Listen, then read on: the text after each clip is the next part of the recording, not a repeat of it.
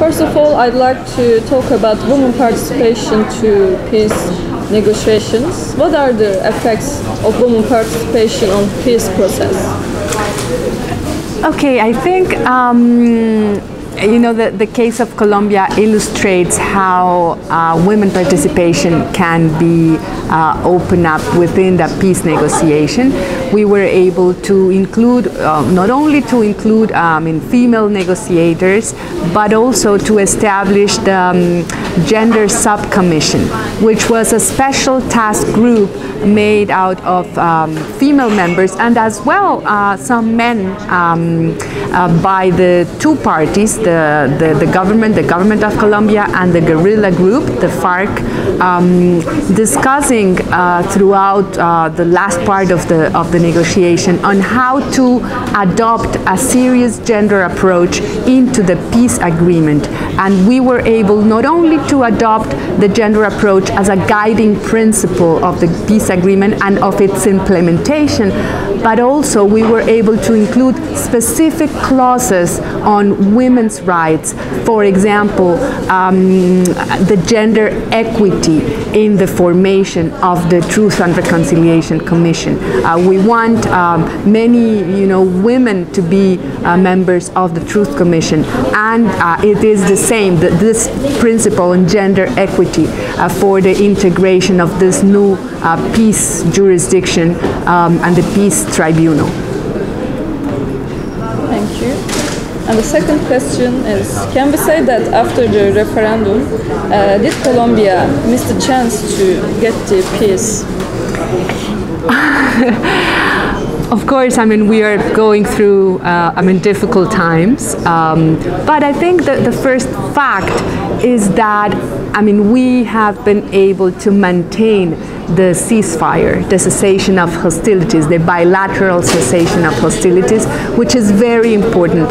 And the FARC guerrilla has declared several times that it won't return to violence and that it will stay committed to the peace process and to the cessation of hostilities and ceasefire.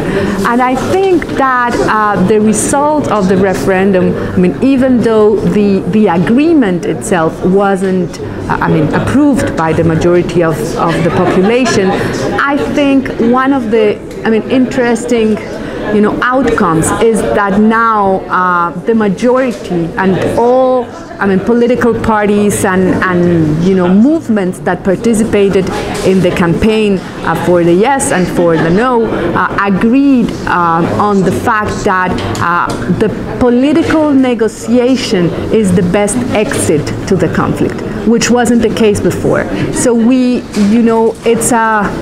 it's as somebody was saying in the panel, incremental change. Now all Colombians are sharing the idea that we need to,